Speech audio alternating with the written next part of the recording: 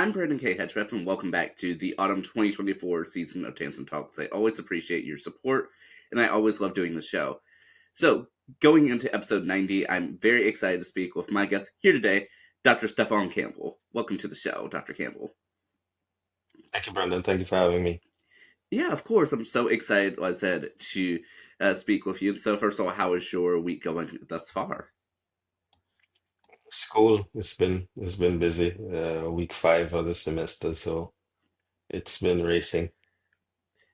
Yeah, I definitely know what you mean there. But Les, I'm just so thrilled to speak with you. And so before we get started, are you able to go ahead and introduce yourself for those watching and listening here today? So um new, still newish lecturer at the Old Dominion University. Just started my second year. Originally from Trinidad and Tobago, but I taught in Jamaica at the University of the West Indies for over a decade. So here I am. A published author, but also a communication consultant and a freelance journalist. Well, I said, well, that's definitely amazing, and I'm very excited, like I said, to dive into everything while we have the time to speak with you. So, I did want to actually start off with mentioning. So you mentioned too that you are still a relatively new in your second year lecturer at Old Dominion University. And how has everything been going into year two for you? It's been pretty smooth. Some things still learning, but some things are kind of I've kind of gotten a hang of. But still a learning experience. But I don't mind. It's nothing too hectic or anything too taxing, really. Well, that's good at least that it's not too hectic or tasking. So, and I did want to ask for those who are tuning in who may not have had the opportunity to meet you yet. So, what are some of your specialties in your on both the teaching side and also with your personal and professional work? Well, teaching is anything communication related, from organizational communication to strategic communication to development communication to public speaking, anything within the realm of communication I've taught and I have at least some experience with. As it relates to my writing, my writing is usually cultural, ethnographic research. My journalism, the area of journalism is really based on development, specifically related to the Caribbean and the experiences of Caribbean people. Well, overall, I mean, for you having done research and have taught for several years. So, how was everything for you prior to coming to Old Dominion University? When did you first hear about ODU? I heard about and I've worked with audio since probably 2017.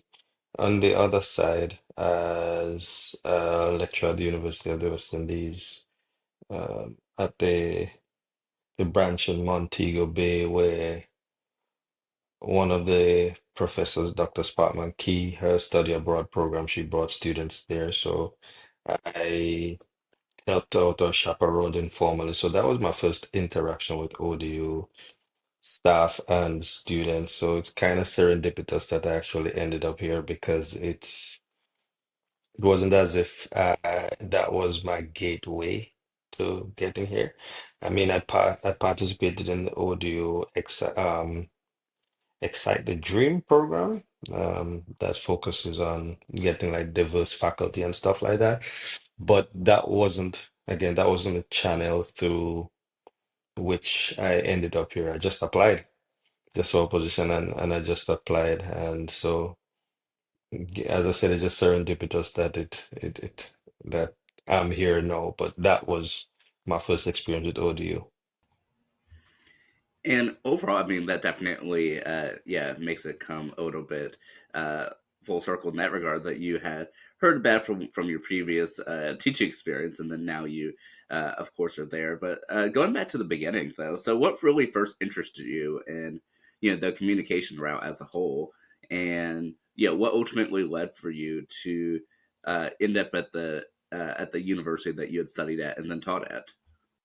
I, if I have to go back all the way to the beginning, I would say that I was always interested in music And so music, setting up a recording studio with my friend when I was 14 in his bedroom and recording music and trying to put out music and then trying to get it to play on the radio station and then learning the ins and outs of the radio station. That kind of inspired me to want to pursue it from that side of things. And so the only university in the Caribbean at that time that offered the media and communication program with radio as a specialization was the one at the University of the West Indies, Mona, which is in Jamaica. By the time I graduated my undergrad, I wasn't interested in just owning a radio station per se, as much as I was interested in connecting with people and connecting with people in different ways. So by that time, I was into party promotion and throwing events and just interacting with people. Did my master's in communication studies right after. I was in student government at that same time, resident advisor at that same time.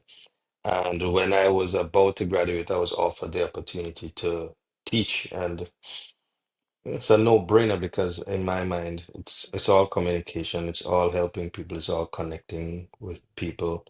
And that's where it started. So I started lecturing full time when I was 23. And yeah, yeah, yeah, 23. Yeah, 23. 23. Yeah, 23. Yeah. Well, how does it, feel having, started full time lecturing at age 23 and have continued up to, I mean, this point and even going forward?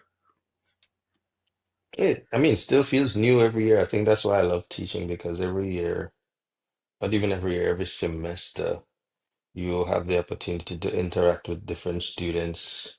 Students keep you young, right? Doing this for 13 years, it still feels fresh, still feels new. And it's always something I'm excited about. Well, I'm glad that, I mean, that it continues to energize you, and that you're enjoying it. And so ultimately for you though, I did want to ask. So, what was some of your teaching philosophy when you originally started, and has some of that shifted over the course of the time leading up to where you are now, and how you approach the students in the classroom? Hasn't changed much. It definitely was informed by my own not so good experiences with teachers in my lifetime who assume that they are up here and students are down there, and it's kind of condescending and dictatorial. Um, because I didn't learn that way, I made it my goal and my duty to change the classroom space or change the thinking of the classroom space. So every classroom I walk into, I let students know that this is their space. They own it as much as I do. They, I learn from them as much as they learn from me. Um, and in that way, I feel like it's a space for empowerment than just projecting power. So students come with their experiences, and I will help them contextualize the experiences, point them in the right direction, give them some guidance on where they can get additional information. And when it comes to creating things, let them know that the process is very much their own process, and I'm just the guide, right? No one is a tabula rasa, regardless of what subject. Everyone has some experience, everyone has some bit of knowledge. So I definitely try to encourage every student to walk into the classroom feeling like it is their space as much as they think it's my space. And it also kind of diffuses some of the anxiety. It's not about grade per se. It might sound counterintuitive to the student who only cares about the grade, but if you grasp the concepts, then it would or should logically follow that you would get a good grade, right? Even if you didn't get the grade that you expected, you would have left that class with a clear understanding of the concepts. Because a lot of people get A's, but once the semester is finished, they can't apply that knowledge or they can't remember anything else after that. I believe I wasn't necessarily the best student. I mean, I did leave with a 3.6 GPA, but I wasn't, quite frankly, I didn't know what a GPA meant or the value of it until I got my certificate in my hand. All I knew is I walked into every class trying to ensure that I understood the concepts. And by understanding the concepts, I mean being able to explain it to someone else in a very simple and straightforward way. And I think that's the ROI, return on investment of education. Everything you learn, you should be able to teach somebody else, help somebody else, monetize it, right? That's the whole point of it. I really, I mean, love that.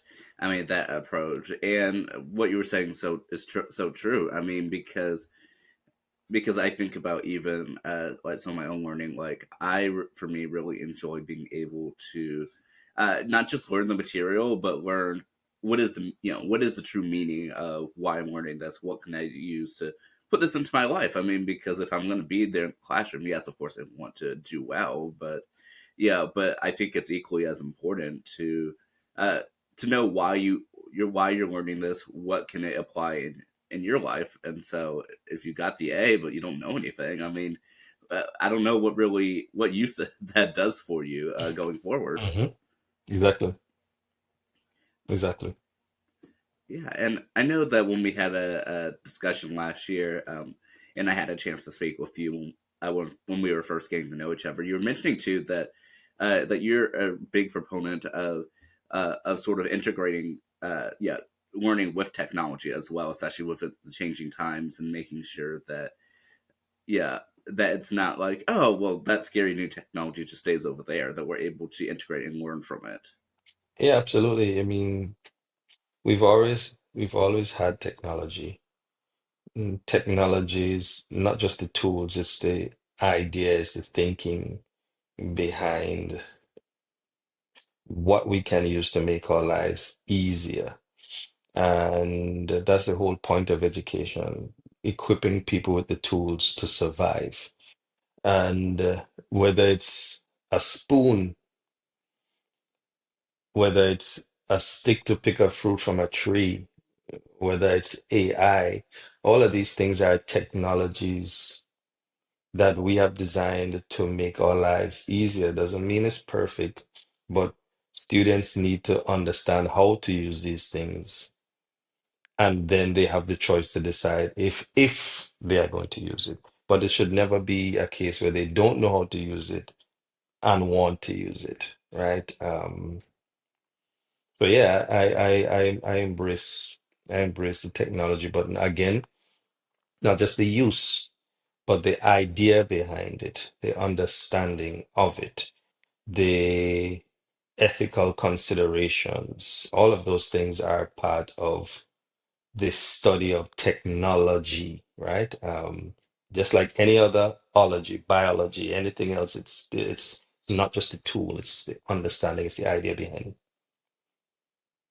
I mean, that is so true, and I like that you're mentioning too that, I mean, that just excluding, like, your use from it. I mean, I definitely know that for me, and having, seeing new technologies come and go, of course, even since the time I've been, a student, Mhm. and even how we approach them. I remember for me in middle school, that at that time we were like, all right, pull out your phones and we're going to have interactive lessons, to now put your phones away, you fail the class if it's out. So I mean, Well, I didn't even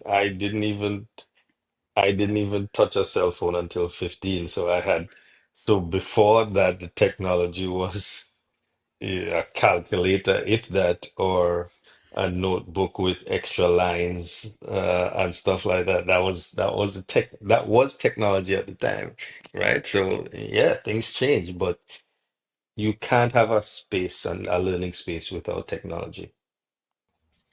Yeah, 100%. And actually, I did want to ask a follow up to that too. So, so for you growing up in in your classrooms, since you're mentioning like new technologies, and even like the calculators and notebooks with the lenses, that did your teachers embrace the new technologies of the time?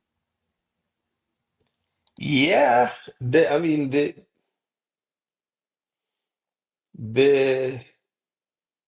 at the t so I guess as a millennial, the tools that we had in the classroom did not have as much cultural anxiety by the time we got to the classroom, but we did see the transition. By the time I left high school, cell phones were a thing, and of course, they were saying don't use cell phones in the class. The computers and the internet and all of those things, but those things were desktops, not yet laptops. So those were things you used at home. So not necessarily affecting the classroom space as much as cell phones would eventually do. But yes, by the time I got to university, you had lecturers who would say, put your phones away, right? And I remember getting in trouble a few times because the phone I had was the phone with the keyboard, and I was taking notes on my phone, and it was viewed as being disrespectful at the time because at that point, the lecturers did not understand that this thing could be used for anything else outside of calling and text. So they didn't understand taking notes on it. They didn't understand creating documents on it. So in their mind, it was disruptive, especially if you're not looking at them, but you're typing in your phone. Ironically, if you're writing in your notebook, you won't be looking at them either. But again, the cultural anxiety of new technologies. And yes, I also understand how it feels to be standing up in front of a group of people and no one seems to be paying attention when they're down in your phones. But those are subjective things that we place on people in terms of what they're using it for and all of those things. In my mind, again, that's why I believe in making it a space that the students feel like it's theirs. In my mind, if you create such a space, there would be less need for students to be distracted or disinterested because they have now owned the process, right? So I don't necessarily have that problem. And sometimes you have to address the elephant in the room. If you have your phone out, I've incorporated activities where people use their phones, just like you said, interactive, use your device so that it no longer becomes something that is a distraction and now becomes a tool for learning. I love that you're able to, I mean, to take the technology that's already there, that's already in the students' hands, and and using it for their education. Because and my personal thought too is that if they already have it, you might as well use it, right? Mhm. Of course. Of course. And again, they know how to use it. So you just telling them, you're just steering it, you're guiding it, right? So don't ask me what this word is if you already have your phone in your hand and you could look it up on Google, right? I could tell you, but you also have the option to look it up. You already have the phone in your hand, use it, right? That's again, that's how you bring the device into the classroom. I'm not saying you're going to do that every single time, but situational awareness, being aware that somebody seems a little bit distracted or not. If they ask a question, tell them, all right, yeah, you already have your phone in your hand, look it up. Let's have a conversation about it, right? Simple. It absolutely is. And speaking of, the use of technology, especially in regards to, learning and also with bringing people together, as I know that you are a podcaster in your own right. Mhm. Yeah, yeah. I mean, we haven't, quite frankly, we haven't done it. We have not done it for probably over a year. No fault of ours. It's just that, well, the podcast was created as a safe space for men and men my age. I was coming out of my own PhD research on men and mental health, and We discussed a lot of things. It was cathartic. It was helpful to each of us. It was a very good podcast for the three of us that were involved. But COVID happened. Um, we weren't in the same place geographically.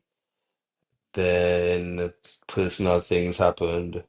My mom passed away, unfortunately, in the middle of it.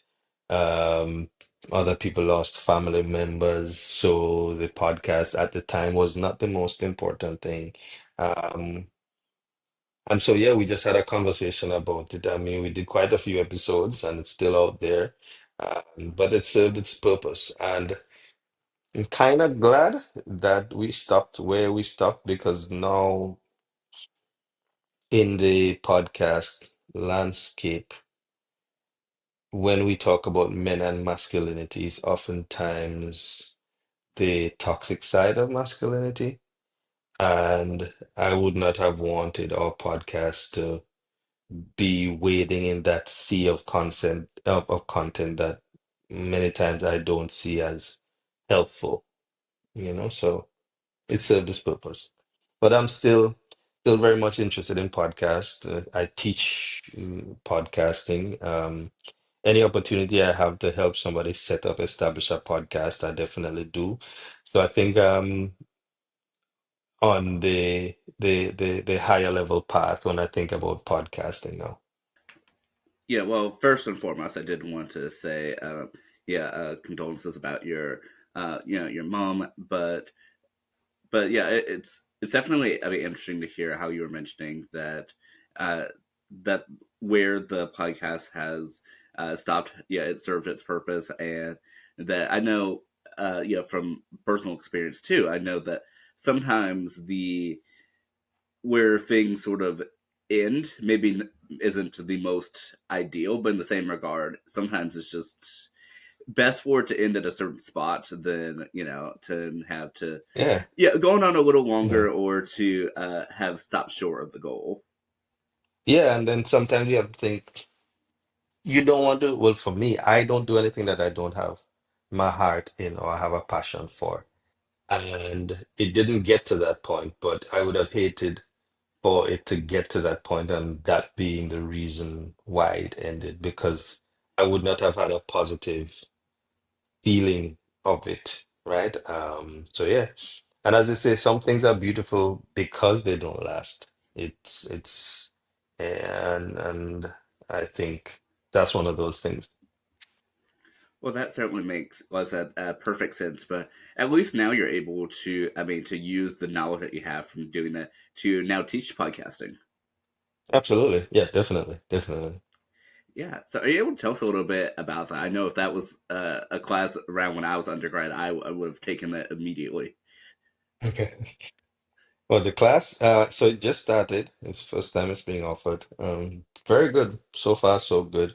Helping the students from everything from idea to implementation, crafting the concept. We just started using the equipment, with setting up the equipment and all of those things. They're going to start recording soon and designing the thumbnails and all of those things. And then it's going to be published, and then they're going to have to track the engagement. So all of those things are included in the course, but very interactive, very hands-on. The students seem to be enjoying it, and it's definitely going to be one of those courses that might just become a staple in the department.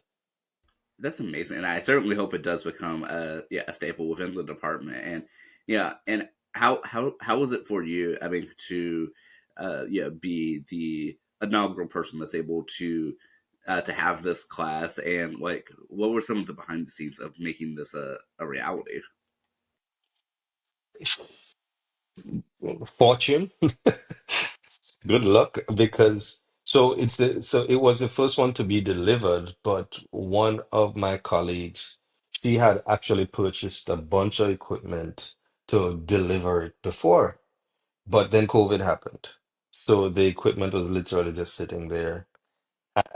And I came and I said I wanted to do it. And then she she said she had the equipment, And then it just worked like that because I was going to deliver it without the equipment, because of course you can't do podcasting without an actual mixing board and professional microphone. So it's more about the technique than anything else. But I mean that the equipment is a hell of a plus, right?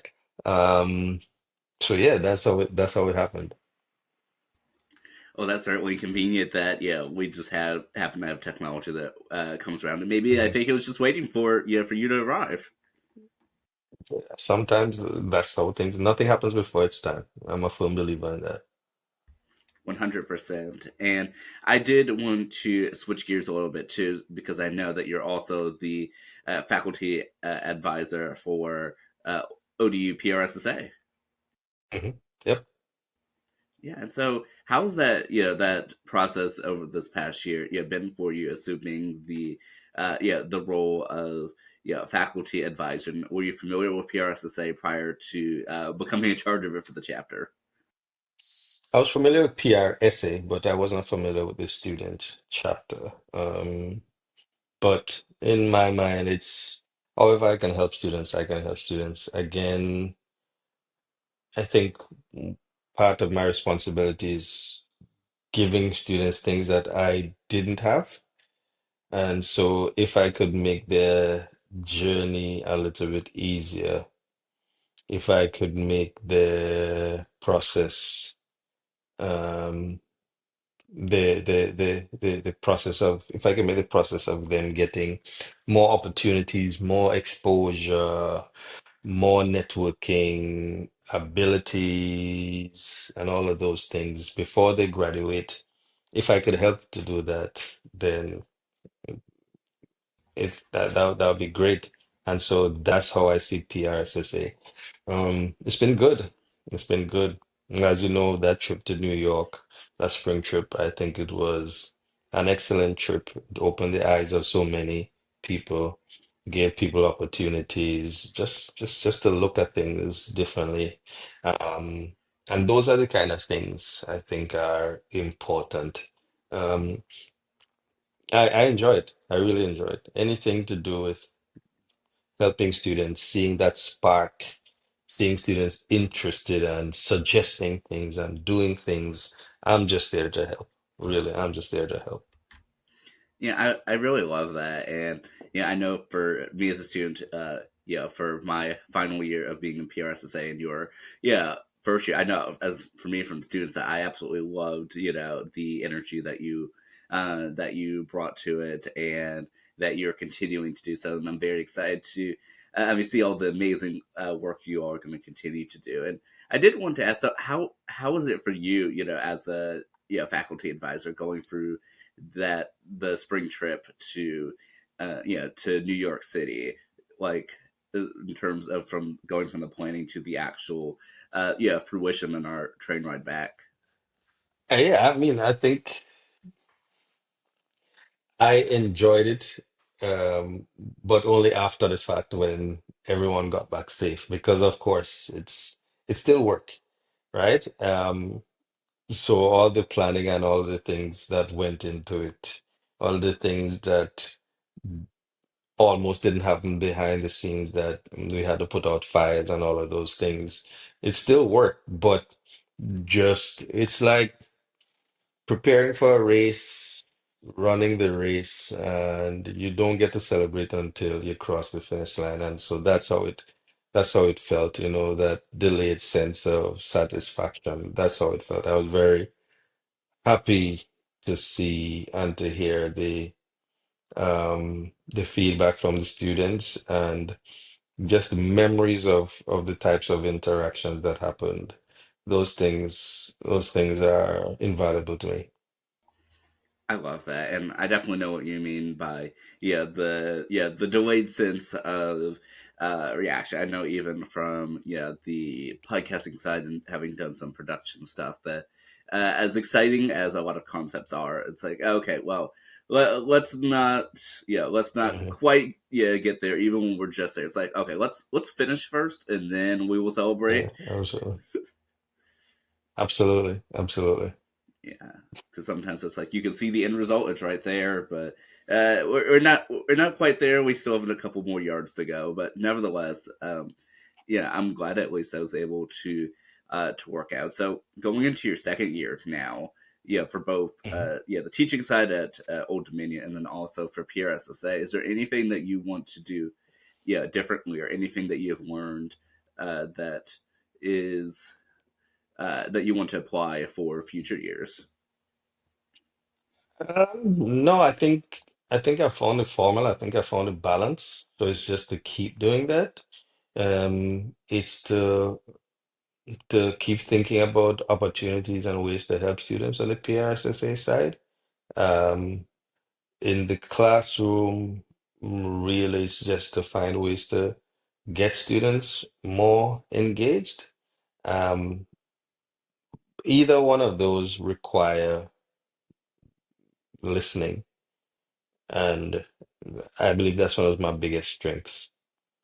Just listening to people to find out what their needs are, mm, to listen to what people say and what they don't say, and just to respond to those things. As a communicator, I think that is the core of every communicative process, from the simplest conversation to the biggest campaign, just listening to people. So I'm gonna stick to that formula, and just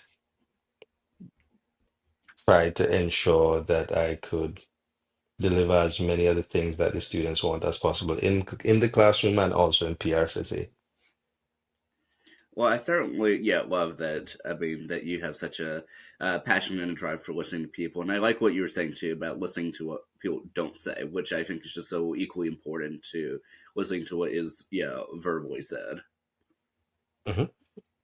So, Dr. Kim, I did want to allow for a moment too. Is there anything that that you wanted to highlight during our discussion that maybe we haven't had a chance to do so yet, or even questions? Yeah, questions for me. Um, how long have you been doing this podcast? Oh yeah, that's definitely a good question. So, for this version of the podcast overall, the Tansson Talks show, I've been doing it since February of 2023, but I've been podcasting consistently since 2020 and podcasting overall since 2017. So, certainly lots of steps to get to where I am now. But yeah, I've been enjoying it in this weekly formats since 2023, and it's been really enjoyable. What was the inspiration behind it?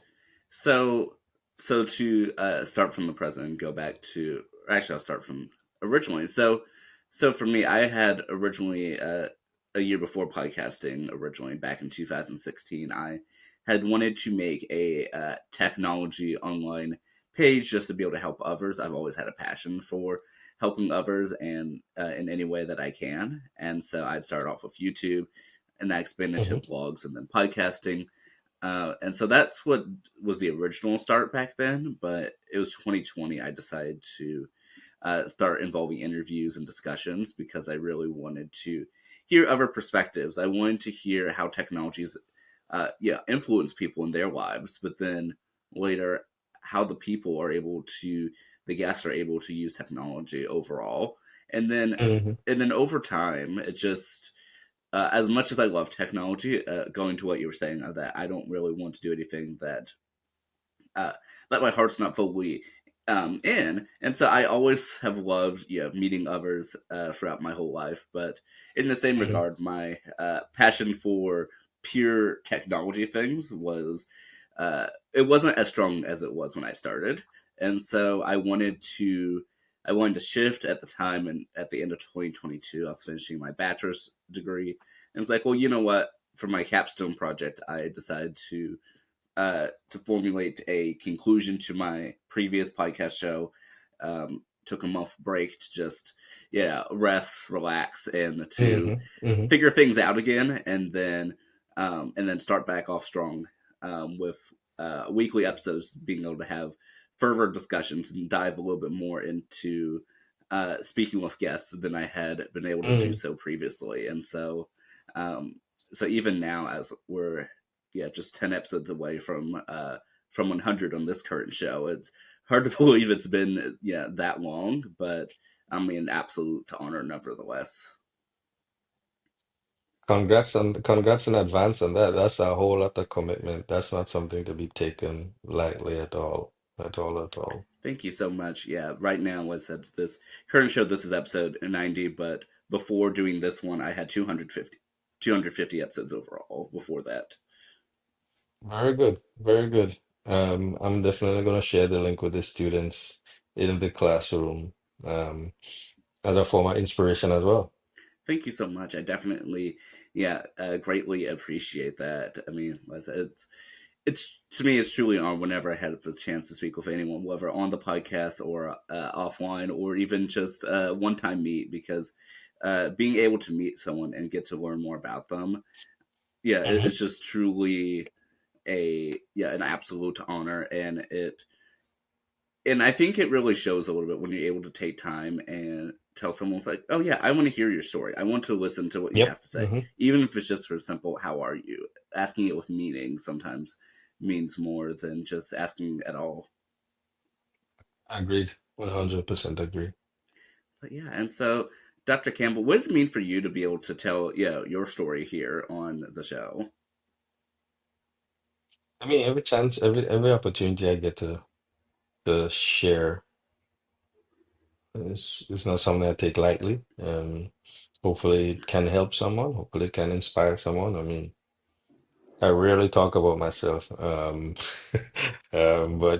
if an opportunity presents itself, it's not just talking about myself. It's talking about myself within a particular context in a way that I think could help someone. So, I mean, thank you for inviting me.